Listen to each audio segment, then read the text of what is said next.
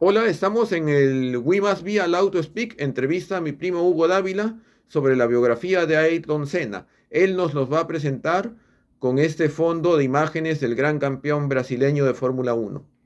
Así es, Ayrton Senna que corrió en Fórmula 1 entre 1984 y 1994. Empezó a los 24 años, en una edad tal vez un poco alta para la actualidad, cuando hay corredores que empiezan a los 17, 18 años, pero él llegó a ser uno de los más grandes, un tricampeón, y es considerado por muchos como el mejor de toda la historia.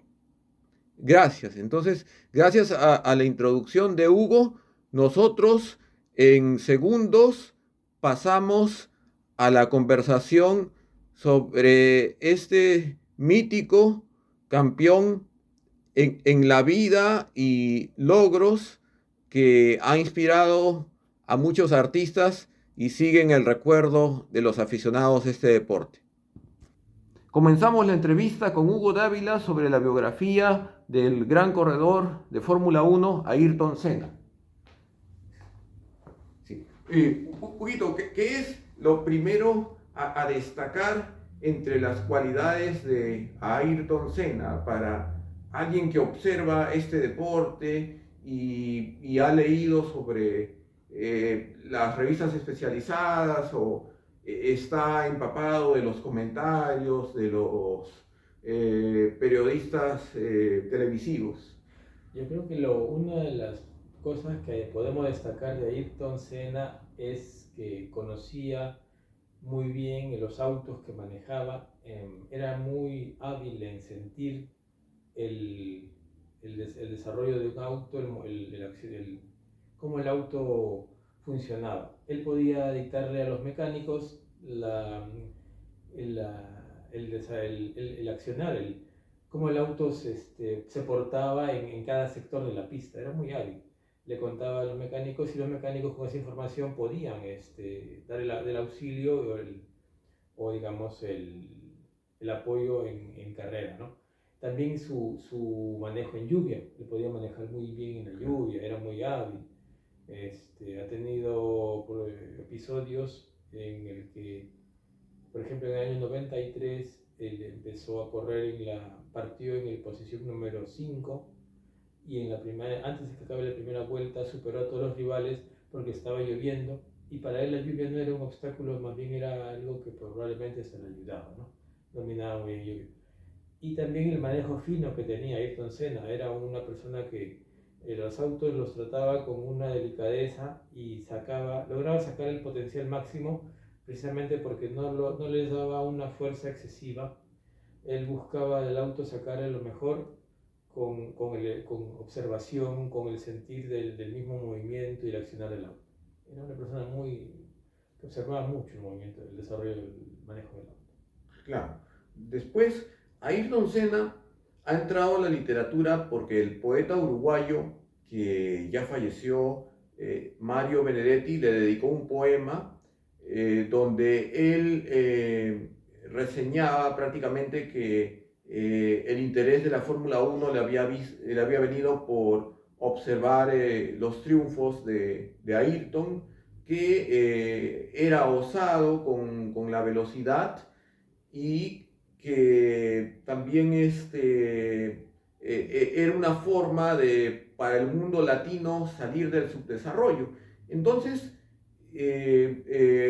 claro, la entrada a Ayrton Senna, no solo con el poeta de este caballero, el poema de este caballero Benedetti, sino de otros poetas en lengua castellana y brasilera, que en blogs colocan sus homenajes, ¿no? Y uno que vi recientemente decía ojos de crianza, o sea, ojos de niño, ¿no? Por lo que partió muy joven, ¿no? Entonces, acá en Ayrton Senna, ¿no? Observando lo que tú ya nos has adelantado, ¿no? En el sitio italiano donde él falleció de Imola parece que hay también grafitis, cuadros y coronas que les dan a los campeones, ¿no? De Fórmula Uno como homenajes constantes, ¿no? Es una entrada al arte y las letras y también para el mundo común, ¿tú crees que ve la Fórmula 1, ¿no? El mundo de los habitantes, que me refiero a los que no practican el deporte, pero les gusta, ¿no? La velocidad es una costumbre o es una necesidad, como uno puede decir, quiero llegar rápido en un taxi a un sitio lejano o algo así. Exacto, o sea, Ayrton Senna les brindaba esa alegría al pueblo de Brasil y al pueblo, bueno, al que lo seguía, porque digamos que en la época, para cuando Senna corría ya había un campeón brasileño vigente que era Nelson Piquet, que cuando Senna empezó a correr el 84, Piquet ya era bicampeón, había campeonado el 81 y el 83 y Senna empieza el 84. De hecho, Senna compitió contra Piquet y que su último campeonato de Piquet fue el 87, un año antes que Senna fuera campeón en el 88. Pero Piquet no tenía esa personalidad tal vez como la que rodeaba a Senna, una personalidad tal vez dinámica, una persona muy comprometida.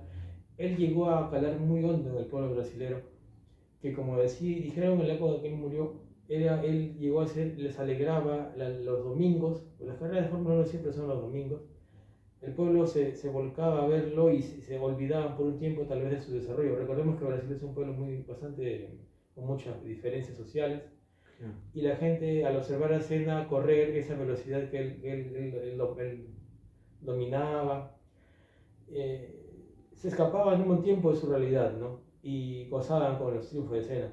También él era un caballero, demostraba su humanidad. Hubo varios episodios en los que él incluso llegó a parar la carrera, dejó de correr y se bajó del auto a ver qué le había pasado a un piloto que se había accidentado en la carrera y no le importó perder la carrera porque prácticamente el auto de Fórmula 1 no se puede reiniciar, no se puede encender más que con una asistencia externa. Entonces, Senna, olvidando todo eso, simplemente fue ayudar al compañero, ¿no? Entonces, Senna era una persona que logró en muchas dimensiones llegar al pueblo de Brasil. Claro, como caballero, como héroe también Como de este deporte, ¿no? Por salvar una vida, ¿no? Exactamente, era un caballero, una persona muy apreciada en muchos sentidos. Claro. Sí. Entonces, Senna, claro, sacrificar una carrera por una vida es algo que hice muy bien de él, ¿no? Nosotros, bueno, al escudriñar en internet, vemos que hay una fundación reciente de los hermanos de Ayrton Senna para ayudar a los niños pobres en cuestión de educación y, si es posible, también financiarles su vida profesional, ¿no? Sus alimentos. Es algo que se ha logrado con la participación de varias ONGs. Y Senna habría unas dos preguntitas. ¿Se habría conocido a Niki Lauda, no para competir con él, porque son dos generaciones distintas, sino para tenerlo como consejero, como amigo? Y si había otro de los grandes campeones como Michael Schumacher, ¿no? Ah, sí, Michael Schumacher. Michael Schumacher, Sí. o otro que estaba a nivel del alemán, que también le hacía competencia, no sé, si se ha relacionado con Lauda y si había otro exponente. Hubo una relación directa, fueron rivales. Los últimos años que Niki Lauda corrió, precisamente fue el año que debutó Ayrton Senna. Lauda fue tricampeón en el 84 cuando hacía teniente compañero a Alain Prost en McLaren. Y Lauda ganó el campeonato por medio punto. Lo que pasa es que había carreras que fueron interrumpidas y los puntajes no se dieron completos. Y entonces en ese momento los puntos, por ejemplo, si eran 14 puntos, un ejemplo, se podían 7.5. Entonces hubo ese momento que Lauda tenía un punto 5 a favor y ganó el campeonato por ese punto 5 de diferencia. Parece mentira, pero fue campeón por eso. El año que debuta Senna, Lauda obtiene su tercer campeonato mundial. Entonces Lauda y Senna sí llegaron a competir en pista. Y si no me equivoco, Lauda se retira justo en el 84. Tal vez creo que corrió un poco más, pero ya de ahí se retira. Y con Michael Schumacher empezó el año 91, cuando Senna también obtuvo su tercer campeonato, coincidentemente. y logra competir con él hasta el 94, bueno, que el año que muere Senna, precisamente Schumacher se vuelve campeón ese mismo año, ¿no? Entonces tuvieron una relación competitiva, no sé si ahora, no creo que no fueron amigos, pero sí se respetaban mutuamente. Claro. Sí, sí, sí. Pero no hubo otro as de la Fórmula 1 aparte de Schumacher que le disputara las carreras. Sí, sí, sí. En la época que Senna En ya ese- entra, estaban justamente cuando Senna debuta, aún no era campeón Alain Prost, pero al 85 fue Prost campeón, al 86, el 87 fue Nelson Piquet, paisano de Senna. Senna brilló y compartió escenario con esos pilotos. Sí, también fue Nigel Mansell de Inglaterra, Prost era francés. Fueron los cuatro. Hay fotos de ellos, si se puede, los puede buscar en YouTube, en la que sale Senna con esos tres pilotos más, que son los que dieron el espectáculo en los 80. Las carreras las ganaban entre los cuatro generalmente y también por ahí uno que otro.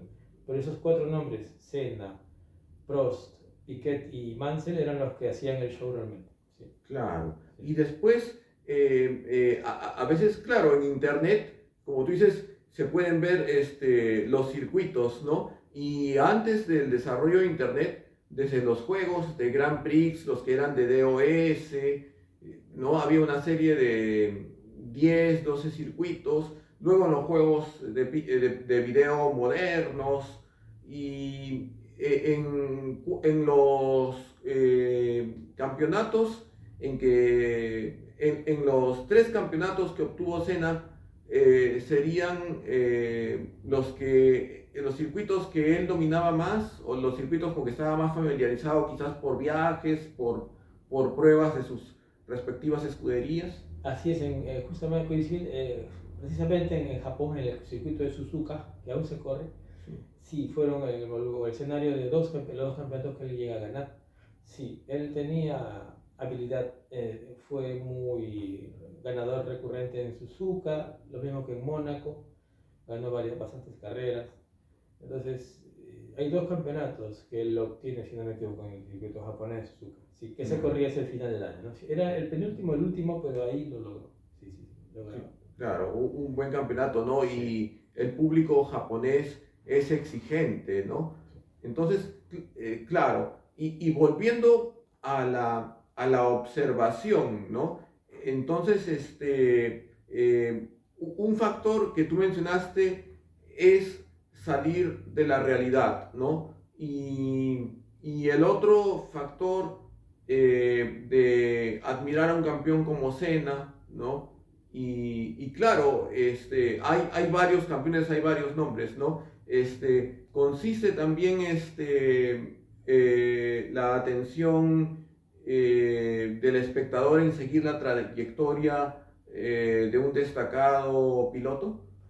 Así es, realmente el público se anima, generalmente sigue, a veces no porque sea el más ganador. Cada piloto logra, ¿no? Una afición. En este caso, Senna empezó a ganar carreras relativamente pronto. Eh, Compitió con pilotos ya consagrados como Piquet. Mansell todavía fue campeón en el 92, pero en los 80 cada uno de ellos tenía un público muy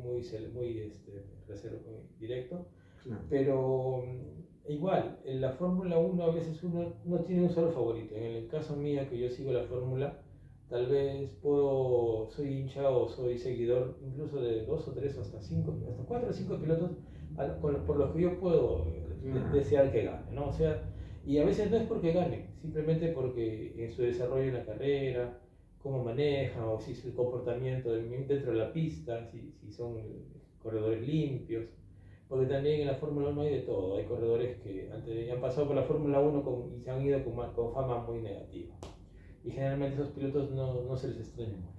Sí, sí. Claro. ¿Y cuáles serían las escuderías en las que tuvo Senna aparte de McLaren? Por ejemplo, él debutó en la escudería Toleman Hart, que era una escudería bastante modesta en esa época, no era una escudería de mucho dinero, pero les puedo contar que en esa escudería sencilla, el 84, él probablemente hubiese podido ganar en Mónaco, en la carrera de Mónaco de ese año, si estaba lloviendo mucho, y Senna partió bastante atrás, y en esa época logró llegar hasta el tercer lugar, estaba segundo Niki Lauda, lo supera Niki Lauda, y Prost estaba primero, y logra superar a Prost, a Alain Prost, que aún no era campeón, pero iba a ser campeón, y Senna se pone primero en un circuito lluvioso, ya en ese año que él había debutado. Y lamentablemente hubo un reclamo del corredor Alain Prost que pidió que se suspenda la carrera. El director de la carrera era un antiguo corredor de Fórmula 1 que se llamaba Jackie X, que también era francés, y aceptó el pedido. Prost habló por radio a su equipo, el equipo hizo el pedido que se suspenda la carrera, y al cortar la carrera se pone bandera roja, no toman la clasificación con esa vuelta, sino que la vuelta anterior. Ese fue un manejo político para dejar ganador a Alain Prost. Entonces, ese fue un triunfo que se le fue robado a Senna. El año que realmente él debuta. Y ya en el año que él debuta, dio bastante que hablar. Esa fue la quinta carrera del año. Quinta carrera. En un equipo muy modesto. Ese fue todo alemán. Después entra McLaren, no, entra, perdón, a Lotus. En Lotus estuvo 2 años, 85-86. Y el 85 hasta el 87. Y el 88 ya entra a McLaren. En McLaren de ahí pasa a Williams. Y en el Williams, en ese es el equipo que, bueno, ya fallece, ¿no? Ya no. En Williams ya. Lamentablemente en Williams nunca acabó una carrera, cosa anecdótica. Las 3 carreras que él corrió, antes de que él fallezca, no las logró terminar. Derrapó, se fue fuera, pero el tema es que no terminó. Y en la carrera que él muere, pues tampoco. Claro. Y claro, la muerte es trágica, Sí. es muy accidentada, hay detalles en internet y claro, y los carros tendrían fallas porque quizás no tendrían tantos dispositivos de seguridad como los contemporáneos. Así es, oía, si el problema fue que se hizo una soldadura a la barra de la dirección, porque era muy corta, aparentemente, y se le agregó un fierro, y eso es lo que probablemente ha cedió esa soldadura, ese agregado, porque en la escena intenta doblar y desacelera, pero el auto sigue recto, entonces el timón ya no estaba accionando sobre el auto. Entonces fue una cosa que ya no se permite en la actualidad. Comparando la Fórmula 1 de aquella época de hace ya más de 30 años, hay muchas que han cambiado. Claro. Cualquier arreglo que se hace ya tiene que pasar por un reglamento muy estricto que probablemente hasta si no está con el reglamento puede llevar a que no corra o se les parta último, pero ya no se permiten ese tipo de arreglos. Que se velde un pedazo de fierro, una barra, ya no, son cosas de aquella época. Claro, o sea, no improvisar, ¿no? No Sino improvisar, sí. mantener el estado del arte, de la mecánica también, ¿no? Así es, ya. Sí. ¿Y alguna carrera le habría podido hacer a Senna tener que recurrir a los pits en alguna carrera de repente en que no ganó, pero llegó a un puesto considerable? Sí, claro, exactamente, sí. El apoyo siempre lo tuvo. Y en el momento que ya estaba en los últimos años de Senna, precisamente, ¿no? El equipo ya no estaba a la altura de los equipos de punta, pero gracias al manejo de él, que lograba sacarle lo mejor al auto, era que a veces recurría también, ¿no? Entraba y a veces por estrategia, tal vez, ¿no? Necesitaba cambiar neumáticos a unos mejores, y sí, siempre sí, hacía un recurrir, ¿no? También, si necesitaba parar y hacerlo. Incluso en aquella época se echaba gasolina a los vehículos, cosa que también está prohibida en la actualidad, porque se volvió peligroso. Entonces a veces también se quedaba, si veía que necesitaba más combustible, lo llenaba, mejores neumáticos, los cambiaba. Claro. Sí. Y finalmente, Hugo, ¿cuál sería la importancia de Senna como ícono cultural, como representante de la vida humana, ¿no? de la vida en sus distintas facetas y como modelo, ¿no? Como modelo para los que quieran, por ejemplo, él inició en kartismo por sus padres, ¿no? Sí. Y ¿cuál sería también el legado que deja bueno, a los biógrafos y a los corredores que de repente se inspiran en su manejo, ¿no? Claro, yo creo que lo que él puede dejar y lo que él, en realidad lo que él lo formó precisamente, ¿no? Es el cartismo. Yo creo que es eso, ¿no? Poner todo de uno en lo que uno hace, ¿no? No solamente en las competencias de carros. Él se interesó mucho, él logró, se aprendió a desarmar y desarmar su kart, lo conoció pieza por pieza, detalle a detalle. Y eso es lo que trasladó a la Fórmula 1. Como vuelvo a repetir esa anécdota, él en una vuelta explicó cada detalle en cada curva a los mecánicos y cuando compararon la telemetría se asombraron de que Senna era capaz de detectar las cosas del vehículo igual que una computadora. Claro, Eso se puede traducir como una entrega, como un entregarse a lo que uno hace. Ese creo que sería un ejemplo, ¿no? Hacer todo con mucha dedicación, buscar dar el máximo siempre de uno. Y Senna ha trascendido tal vez por eso, porque era capaz de lograr éxitos a veces contra la adversidad también. En una de las carreras que recuerdo en el 93, un año antes de que él fallezca, el Gran en Brasil, y estaba tan agotado porque hacía tanto calor. En esa época se corría en inicios del año, hacia el final del verano, y realmente Senna salió del auto tan agotado que le dijeron que tal vez no vaya al podio a recibir el premio, la copa, pero él quiso ir. Y en el video está, si gustan confirmarlo, que él levanta la copa y por poco se desvanece. se desvanece y le vence el peso. O sea, yo creo que él no quiso quedarse sin esa celebración y demostrar que él era fuerte y poner de sí mismo, ¿no? Entonces, si vemos a Senna como un deportista, era un gran deportista, lo fue, dejó un legado de esa entrega, ¿no? De hacer todo con esa pasión, ese gusto por la Fórmula 1. Así como un ingeniero puede dar lo mejor de sí en cualquier profesión, en carrera que uno haga, yo creo que ese es el ejemplo, ¿no? Dar lo mejor de uno. Claro, dar lo mejor de uno. De escena, claro, una persona pues que ya pasa a la leyenda, que ingresa al terreno del arte, ¿no? Del arte consagrado, porque los consagrados lo pintan, hacen pósters, los escritores le hacen poemas, ¿no? Hay biografías, ¿no? Entonces, es una persona con impacto, que deja huella, ¿no? Lo que me había faltado preguntarte es si él ha tenido numerosas entrevistas, las suficientes entrevistas para la fama que logró, ¿no? Por ejemplo, no solo en Latinoamérica, sino en el extranjero, ¿no? Si ha podido compartir sus vivencias directamente, ¿no? Con el mundo, ¿no? A través de la prensa, quizás que no sea solo deportiva, sino la prensa de las grandes cadenas de noticias, ¿no? Sí, sí, sí, en vida, bueno, claro, él logró, bueno, fue entrevistado por en varias ocasiones en las que él contaba vivencias muy personales, muy sentidas. Recuerdo una entrevista que vi de Ayrton cuando él cuenta su primer campeonato, el año 88. Él sintió y sintió una luz, un calor que nunca había sentido cuando ya al final de la carrera bajó la bandera a cuadros y él sabía que fue campeón. Una vivencia muy personal, ¿no? Sintió algo que jamás, ¿no? Que había sentido, vio unas luces espectaculares.